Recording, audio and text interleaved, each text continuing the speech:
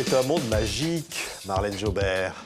C'est le monde des contes, c'est le monde de l'enfance. C'est finalement ça qui vous rend heureux. C'est un nouveau conte que vous publiez qui s'appelle Le Jouet magique de Saint-Pétersbourg. On va en parler. Vous aimez toujours comme ça, ce monde de l'enfance? Ah oui, bien sûr. Depuis 30 ans, j'écris pour les petits. Alors, j'ai intérêt à l'aimer. Hein. Oui, il faut se mettre dans la peau d'un enfant. Oui. Vous, la comédienne, que vous mettiez dans la peau de personnages, là, vous devez vous mettre dans la peau des enfants. Oui, c'est ça. Je me mets dans la peau des autres. Non, mais il y a beaucoup de contraintes. Le calibrage, il faut savoir parler aux petits sans être mièvre. C'est difficile d'être simple. Et donc, c'est un exercice qui est un peu excitant quand même. Il y a du plaisir. Oui, et puis c'est une conteuse, c'est-à-dire que là, il y a un CD qui accompagne ce très bel album où vous racontez pour les enfants.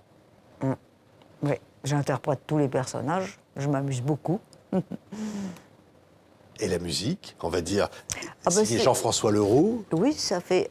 non, là, ce sont les musiques des grands compositeurs russes.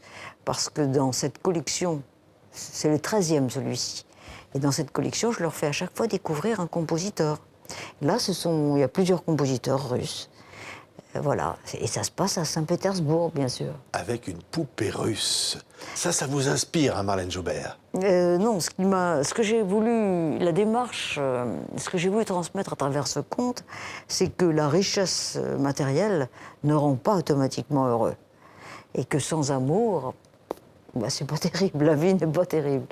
Et là, c'est l'histoire d'une poupée, justement, qui est maltraitée par sa petite propriétaire, sa maman, et qui découvre la liberté, parce que sa maman la projette par la fenêtre dans un moment de rage, de crise, et elle se retrouve dans un caniveau et elle est repêchée par un chien et ce chien, qui l'attrape par le pan de sa robe, la conduit à son petit maître. Et son petit maître, qui est un enfant pauvre, qui vit dans des quartiers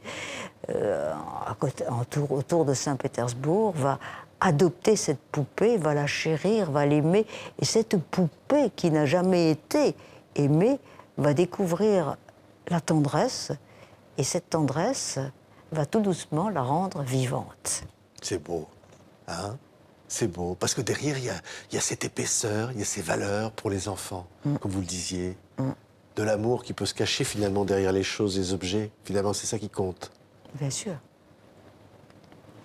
C'est le message. Oui, le message pour ce conte-là, c'était ça derrière. Et puis bon, avec toute la magie et l'univers.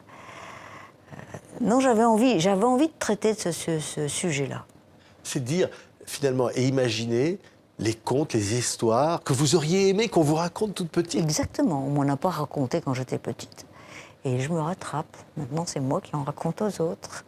Vous auriez aimé qu'on vous la raconte, celle-là? Ah oui. Mais j'écris les histoires que j'aimerais que l'on me raconte si j'étais encore enfant.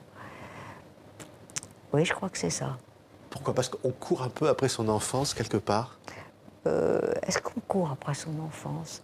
Je sais pas, moi, j'ai pas eu une enfance absolument extraordinaire, alors je cours pas vraiment après mon enfance. Ou je cours après l'idée que j'en ai. Et c'est quoi l'idée que vous avez de Et l'enfance, bien justement, Marlène Jobert? cette insouciance, cette faculté d'imaginer, cet univers magique dont j'ai été privée, puisqu'on ne me racontait pas de contes.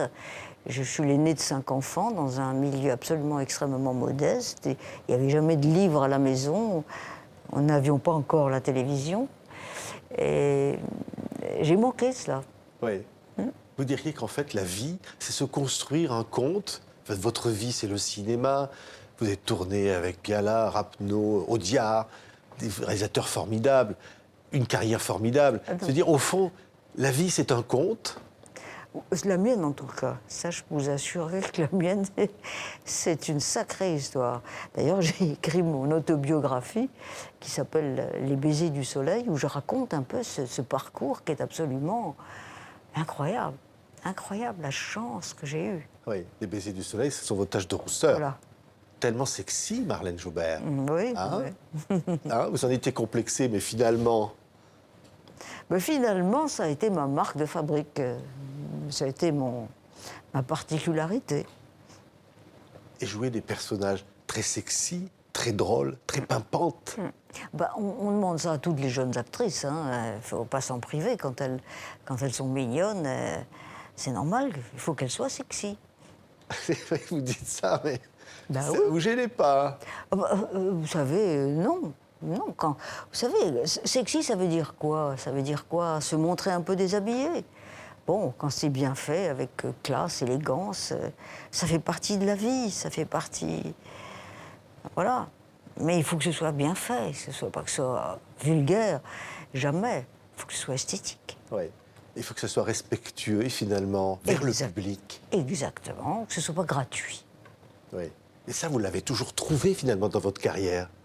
Quoi donc? Yves Robert, vous êtes des gens formidablement respectueux, Ah oui, formidables. oui. Des gens, ouais, c'est vrai, Yves Robert, Lelouch, Piala, même Piala, qui était difficile, était quelqu'un qui respectait beaucoup ça. J'en ai eu plein, hein, j'ai tourné de très jolis films avec de très beaux rôles. Est-ce que les rêves sont vrais?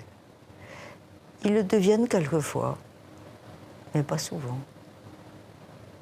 Oui, ben là, on a toutes les chances qu'une poupée russe, c'est un jouet magique. C'est magique. Ce jouet devient magique parce qu'il est aimé. Il devient vivant. Et c'est marrant parce qu'il y a un journaliste, il n'y a pas très longtemps, qui me dit, mais alors que je m'en suis pas absolument, je vous promets, je m'en suis pas rendu compte, j'ai pensé à Pinocchio. Et j'y avais pas pensé en écrivant. Et c'est vrai, Pinocchio, le jouet devient vivant. Ce qui est beau, c'est imaginer tout ça. Vous le rêvez dans la nuit, ça vient comment? Alors ça, c'est magique, c'est le cas de le dire. C'est que je ne sais pas comment ça vient. Et j'oublie toujours comment l'idée arrive. Je m'en souviens pas.